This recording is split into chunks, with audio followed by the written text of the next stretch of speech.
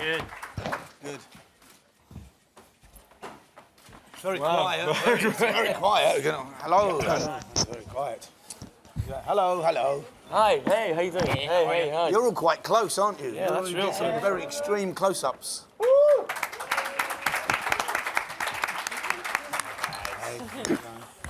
Thank you, Tony.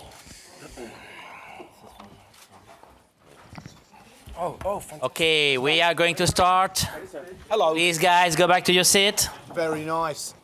That was from CinemaCon. Hey, love that. Lovely. CinemaCon, that is. Please. I've got one of those. Ladies and gentlemen, photographers, please go back to your seat. We have to start very promptly. Very good for when How are you? you're redecorating. Good, how are you? Great. Oh, I'm lucky I get to sit next Fab to for you. if you... I'm lucky I get to sit next to you. It might be a bit of a... All right, we're going to start What do we do the with press conference for ROCKETMAN. it? Thank you so much. Thank you very much. It's a translation. Thank you. It is. Thank you. It is. Il faut y aller, madame, s'il vous plaît. Thank you so much. All right, let me start by introducing our team here. We start with the far left with the actor Richard Maiden. Bonjour, Richard. Richard Maiden. Taron Egerton. Yeah. The director Dexter Fletcher. Yeah. And Bryce Dallas Howard. All right, guys, I'm going to open the floor to the questioning in 1 minute, but I want to ask you, I was in the room yesterday. This was unbelievable. What was you feeling, to all of you, at the end of the screening? Taron, you were like... Crying. All right, let's stop talking about it. I got a bit emotional. It was one of the best days of my life. We've worked really hard to try and make something that we're all really proud of, and it's not your typical biopic. We don't deal with the songs in a chronological order. There's elements of fantasy. We take some license with the truth. In the interest of full disclosure, people did not float off the ground at the Troubadour. Are you sure? You know, and the response has been so wonderful. And for me personally, thank you so much to everyone that said nice things. You've made a young man from Aberystwyth incredibly happy, and you've made a 72-year-old rock star even more happy. So thank you so much. Richard, one word for after the screening. What did you feel? Just quite overwhelmed and thrilled. It was such a nice atmosphere in there. It was just an electric evening, and like Taryn said, a lot of people have worked very hard for a number of years to get us here, and it's just so nice to have such a great reaction when people have worked so hard. Dexter? Yeah, I think, like, to echo what Taron and Richard are saying, you know, it was very emotional for a number of reasons to sit there with Bernie Taupin and Elton and David Furnish, his husband as well, you know, and have that moment where they get to sit and watch the film all together, and us be there, you know, as the filmmakers and experience it with them, was, I think, more emotional than any of us ever really expected. I mean, we thought, hey, we're going to Cannes, it's going to be a great night, and we're all going to sit and watch a movie, that's fantastic. But then, of course, you know, the enormity of what you're faced with the people whose lives it's very real for them, you know. And there's obviously, you know, the movie attempts to be emotional and you know, touches on some very deep-rooted feelings and moments in their lives. And to see that really visceral, emotional reaction from Elton and from Bernie, I think for us all was a bit of a, you know, took us back. And so it was great to be caught up in that and be part of that whole journey, really, for them, because it's a long journey for them. Bryce? Yeah, I mean, I think I feel the same way that everyone here has, you know, everything that they've expressed. I feel exactly that way. But just something to add is that we have this enormous privilege in being able to celebrate Bernie and Elton while they're alive and well and performing, and after the movie last night, the fact that Elton performed afterwards and performed with Taron. I mean, this is a privilege, because normally when you're telling the story of someone's life, they're gone, you know, and there was none of that loss. It was only celebration at the end, and I think that's something, you know, to hear Elton crying just a few seats away from us. I mean, that is incredibly surreal, and what an honor to be a part of that. Yeah. You know, my goodness. Absolutely. Well, it was one of those screenings. We got a question right here. Good afternoon, Peter Howell from the Toronto Star in Canada. Congratulations on the movie, I enjoyed it a lot. I have a question for Taron Egerton and Dexter Fletcher. Did Elton give you any specific instructions or advice on how he wanted to be portrayed? And also, did he tell you anything that he did not want put in the movie? Well, we can't tell you that. Oh, no. Do you want to go first? No. I think our primary concern and our mandate was always that we were going to try and tell a story that didn't try and... It's a celebration that doesn't mean that we've sought to deify Elton or make him flawless or perfect. We wanted to tell a human story. Elton is an extraordinary human being, but he's still a human being, and so that's why you see the troughs as well as the peaks. It was a risk on many levels, and we have been very fortunate in that we've had a very brave studio work with us to achieve that, and we are so proud. And you know, Elton. Not a lot makes him blush, so you know he's very at peace with us telling the story in that way. Yeah, he was always very clear from the beginning, and when I first read the script and when we first started discussing it, he's very clear that he didn't want it to be self-serving. There's no upside for him in that, and he's always been very clear and honest and open about who he is, and the film attempts to reflect that and be a part of that as well. And so I think that's one of its great strengths, is that it's not hidden, and that's why it's so full of this kind of joy and joie de vivre, you know, this kind of lust for life almost, really. That's what it's trying to communicate and be a part of that. And the answer to your question is generally no. There was nowhere that I couldn't shine a light. There was no dark corner where he was like, don't go, you know, if it serviced what the film needed and wanted to be at any particular time, then that's where we went. And he backed off and let us play. He let us tell the story, and that was the great strength of it. And so that's why I feel that it is a success on so many levels for us personally, but for him as well. It's very important that he loves it. All right, we have a question over there. Hi, my name is Marcus. I work for One Press TV in Sweden. I want to ask Taron Egerton a question. What did it mean to you to play the role as Elton John, and how did you prepare yourself for the role? I think, you know, the thing about Elton and the reason, you know, the movie has garnered such attention and focus is because Elton is as much an idea, and you know, he's a global phenomenon, and people feel a sense of ownership over Elton's work because these songs, you know, they highlight moments in our lives, which is, you know, why everyone feels such a personal investment in him and his life story. So to portray him has felt like a huge honor and a huge responsibility, and it, you know, it just feels the enormity of it is borderline overwhelming. So there's that, but then also I've gotten to know him, and I'm very proud to call him a friend. And he is the kindest, most interested, warm man, and that has always that has made it feel very important to me. In terms of preparation, you immerse yourself in his music, and the invaluable thing, and this echoes what Bryce was saying, my great privilege and my great fortune was that I was able to spend a lot of time with him and talk to him about anything. So I prepared by being with him largely, and having that wonderful privilege of being able to know everything, because you really can ask him anything. He's so much fun. Yes, I mean, he'll tell you everything. All right, we got a question to Lydia over there. ROCKETMAN German TV question for Taron. Why exactly did you choose to prepare the song from Elton John for when you applied for the Academy? Did you already have a special relationship? I was obviously auditioning for... Yes, absolutely. I love that song. It's one of the most beautiful songs ever written. And it was... I can't believe it. I'm going to go again. Oh, my God. Wonderful. So I chose that song to audition for drama school because Bernie Taupin is a poet and a storyteller, and lots of these songs are written like stories, so you can remove the music and they work as addresses, as speeches, as character pieces. And when you're auditioning for acting course, you want a song that you can act through. And it occurred to me at the age of 17 that your song was a song you could act and perform like you were talking to someone. So in answer to your question, that's why I picked it. All right, we have a question over there.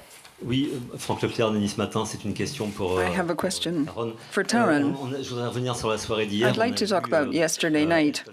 We saw Elton John qui vous a bouleversé. Est-ce que vous say something into your ear which really overwhelmed you. Could you share that with us, perhaps? I think some things are best kept between us, and although these things are lovely sound bites and great marketing tools, there are things that you want to preserve for the integrity of the moment. I'm very fortunate in that Elton said some lovely things to all of us about the work we've done on the film, and Dexter and I were sort of sat watching the film like this last night because we were looking at Bernie and Elton, and to see them every 5 minutes grab each other's knee, just reminisce and be moved by this iteration of their story is the greatest triumph we could hope for. And so whilst I'm not going to tell you exactly what Elton's been saying in my ear, I will tell you that I'm very proud to say that I think he's really pleased. I got a question over there. Hi there, my name is Jamie Johnson from The Telegraph in London. It's a question for Richard Madden.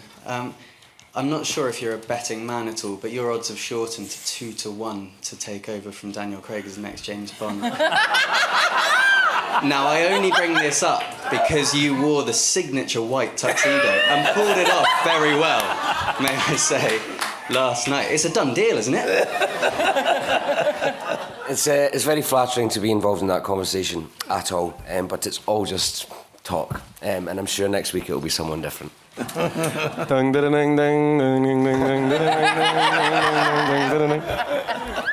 got a question over here. Hi, I'm David from Movie View China. My question is for Taron. This is the second time seeing I'm Still Standing in a movie. I was wondering how was this time different than the last time? What we've tried to do with Elton and Bernie's songs is that Dexter and I would sit with them and we would take the lyric and we would try and tailor them to fit the storytelling purposes. So without spoiling too much of the movie, at the end when I sing I'm Still Standing and I turn back and look into the room and I say I found a taste of love in a simple way, it's about the fact that he's found some love through this process of recovery and the ability to self-love. So in I'm Still Standing, it's a great film, but it's a gorilla on a stage. This is about trying to do something creatively with those lyrics that reimagines them. And so, I suppose with that song, I was trying to make the lyrics of that song fit that storytelling beat, which is about a man who has found happiness and some resolution to his inner turmoil. And I just want to add to that when we shot that whole walk out from where Taron starts to sing that song to when he hits the doors and he comes out into Cannes, he sings that all live. And what you hear in the movie is what Taron sang that day when we were there in the studio. So that entire length of the corridor and out through that room, it's what Taron sang there and then on the day. None of it was pre-recorded. And that was something that Taron took on a daily basis, was to sing these songs live and in the moment. And that's what, dramatically, I think Taron's alluding to, is why it touches and works so well that moment. Why, as a filmmaker, I'm so excited and elated and pleased that was captured then, because what you hear happened there and then, and it's very rare to have that privilege, and it's why it's so fantastic, so great. Over there. Hi, Jason Gober from thatshelf.com in Canada. Congratulations on the film. One of the things it does most remarkably is deals with taking different versions and doing interpretations of it. You do different interpretations of the songs, and you're doing different interpretations of the beats of Elton's life. Just wondering if you could talk about, in terms of musical arrangement, of twisting the songs and making them your own, and then doing the same from the script and the directing and the acting stage of taking these real-life moments. They may not be biographically true, but they're musically and they're emotionally true. If you could talk about the challenge of making the songs your own and the points of his life your own. I think that was a really lovely way you put that, so thank you. I mean, you know, if you take some of the, you know, if you take snapshots of Elton's career and snapshots of our movie, you will see that the costumes, for example, are evocative and inspired by what Elton really wore, but they're different iterations. It's not that we didn't do our homework, it's that we're trying to, you know, be sort of authentically creative with it, and in the hope of achieving some sort of integrity, and so the same goes for the music, the same goes for my performance, my relationship with Richard's character. It's inspired by, and I hope emotionally true to the spirit of what happened, but they are reimaginings. The process in the studio is that Dexter, myself and Giles would sit at Abbey Road and cry with laughter, having the time of our lives, taking the piss out of, can I swear? It's too late. Taking the piss out of each other and having the best time. And we did work on the songs to try and make them our own. Some we deal with more authentically and faithfully, and some we really mess with and reimagine, always with Elton's blessing. And that's been Dexter's vision for it. It drips down from Elton and what he wanted for the film. But you know, Dexter wanted everything to be through sort of rose-tinted glasses and kind of look like what really happened, but be our own reimagining. I think there was a question. I'm sorry. No, it's fine. I mean, it couldn't be a better answer, really. I mean, you know, when you are faced with creating a musical and you have this incredible catalogue of songs and lyrics to explore and expand on, and you're given free rein to reinterpret them as you want, and you have an actor with an incredible instrument, and you know these people who are ready to take on that challenge. You're a bit sort of spoiled for choice, but they all are used beautifully emotionally. If they fit right for the emotional and psychological moment of the film, then we dive in, and we're very proud of that. And as Taryn says, you know, Elton said with his blessing. And so the music doesn't get in the way of the film. It is part of the whole, you know. All right, we have a question in the center over there. Hi, my name is Fabian Weinthal. Yeah. For Latin America, I have a question for Taron. Should I? Go for it. We'll take your question right after, I promise. Sorry. I have a question for Taron. When you saw this year at the Academy Awards, Rami Malek, you know, taking the Oscar for playing Freddie Mercury, did you picture yourself with that award? And if you win, that's a horrible question. One thing I would like to say and take this opportunity to say is that inevitably the film has drawn comparisons with Bohemian Rhapsody. Rami Malek's performance in that movie is astonishing, and I'm lucky enough to know him a little bit personally. Dexter knows him quite well. He's the nicest, most brilliant man, and one of the most talented actors of our generation. And I'm very, very proud that we are mentioned in the same breath.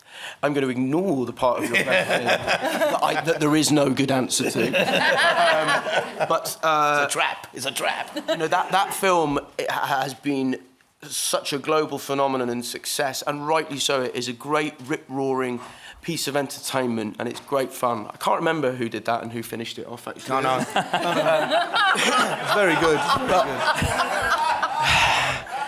But our movie is a different animal. Our movie is a musical, so it requires an actor that can sing in the lead role. For a biopic, that's not necessary because it's a biopic and they're just performance pieces that are singing.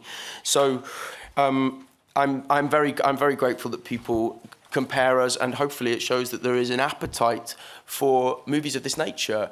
And however, that movie is a unicorn, and I don't want to be forever judged. Anyway, ROCKETMAN is really good.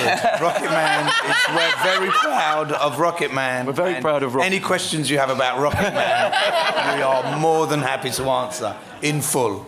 Thank you. Before we go back to the floor, Bryce, I was wondering, watching the movie yesterday, what did Elton say to you about how you play his mom? I mean, what did he tell you? Well, I mean, it was actually a really interesting process because I came aboard the project relatively late, and so they had been rehearsing, and they really, like, the movie was happening, and I showed up kind of not knowing what to expect, and in one room people are dancing, in another room people are singing. You know, it's like you're like, oh, this is a proper musical, and then within that there is, you know, there is the text, and this is based on a real human being who, like we talked about before, is alive and well and will be seeing it. And good luck with that. Yeah, I know. And I think something really beautiful happened, which is there was a really clear sort of like passing of the baton to Taryn. And so when we were on set, even when we were in rehearsals, I was going to Taryn and Dexter with a lot of questions. And of course, speaking to people who know Elton intimately and knew Sheila and observed their dynamic. But it really was this kind of extraordinary thing because he had, you guys have such an intimate friendship. He had shared so much with you that even just one-on-one, me and Elton, we wouldn't have never have gotten to that place. So it's, I mean, there were not things said directly to me because that wasn't necessary, you know, and no one wants to talk shit about their mother, you know? Yeah. It's true. That's absolutely true. It's an incredibly yeah. complex thing to achieve, you know, because of course to make her one-dimensional would have been the easiest trap in the world. You know? And when Bryce and I spoke about it in depth, this was absolutely key. That I didn't want to bring that, and Bryce is not interested in doing that. You know, there's so much more range and complexity. It needs to be brought to something that is, you know, here's the central character. She has to do so much work in just the shortest amount of time, and to deliver that. And Elton always describes her as giving with one hand and taking with the other. And so even just that seems like a very simple phrase, but to be able to communicate that and the depth and complexity of that relationship that affects him so deeply is really complex. And that's why, you know, the performances are complex. They're all really layered. They're all so detailed. It's so key because it has to carry a lot of weight and a lot of import. It was so important. But that first conversation we had, I think, was like 2.5 hours long. Yeah, it was. I was in a car park walking around and around. I don't know you were in your office or something, but anyway, yeah, it was great. It was really fantastic. It was very, very exciting. The lady over there. Hi, David Sanderson from The Times. It's a question for you, Dexter. After Bohemian Rhapsody, or after Queen, after Elton John, there's now talk about film projects on Led Zeppelin and Velvet Underground, and even Liam Gallagher. Is there? So I wonder what advice you would give to those directors, and also whether you think there's been an overkill of music films. I don't think there's an overkill. I mean, look, if there's an appetite, people are going to, you know, go and love it, and each director will bring their vision and their take, and I think that's important. I mean, look, as long as there's a story to tell, and that's the story that they want to tell, they find some rich, complex storytelling, or however they want to do it, then that's what they've got to go for. For me, the musical has this great element that I call the to be or not to be moment, where your actors can sing and open their hearts and tell you what their inner voice is saying, and that is an incredible storytelling tool. That's what I've learned more and more as I move forward, and you know, it's why opera sits and moves in the way that it does, because you know, you open your heart and you sing, and when you have an instrument, a voice that can do that, there's, you know, for me, cinema, there's nothing greater than or more unifying than that moment, because of the right note from the right voice with the right image, you know, sends tingles up our spine, and that's an incredible experience. That's what we go to the theatres for. So yeah, do it would be my advice. If those opportunities arise, do it and take it for everything it's worth, because nothing but good has come from it for me. So of course I would encourage it wholeheartedly. And I'll be waiting for their call about Liam Gallagher. And I just want to add something there, which is that, I mean, we're all aware that the industry is changing rapidly, and with TV being and streaming services being so robust and wonderful, honestly, us in the movie business really need to think about leveling up. And we know now what it takes to get people to the theater. It takes a giant spectacle. You know, it's we don't drive to the theater, buy a ticket, get popcorn, wait for it to start, watch through the previews for something you could watch at home. You go to the theater for an experience and something memorable and something shared. And so, you know, of course, stories like stories of musicians with music, you know, that brings that spectacle, you know, and it kind of demands that united experience. It would be a shame to watch this movie alone by yourself. Honestly, it really would. So that's why I think there is a huge appetite. Bryce is answering all the questions from now on. Bryce, I have a question for Richard. Should I ask you?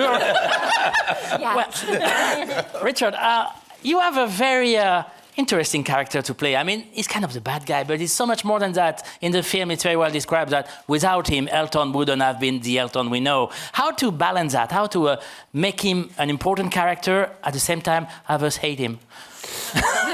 I'm not really sure. I think that was in the writing. That's what we kind of managed to do in the script. He serves this purpose, which does spur on different moments in Elton's life. So kind of it was the part. That's what I had to do. He has this charm and charisma, and was kind of famous for that in terms of people knowing him, of what kind of man he was. But yeah, in terms of trying to structure it, that was the script and that was the part. But also, in fairness to Richard, you know, what he brilliantly does is he doesn't play the bad guy. Yeah. He doesn't play the bad guy. That's the thing, I think, and the way Richard and I approached it is that at the start of the story when they first meet, it's not that there's this Machiavellian character who's planning to lead Elton down the garden path. These are just two people falling in love who are incredibly attracted to one another.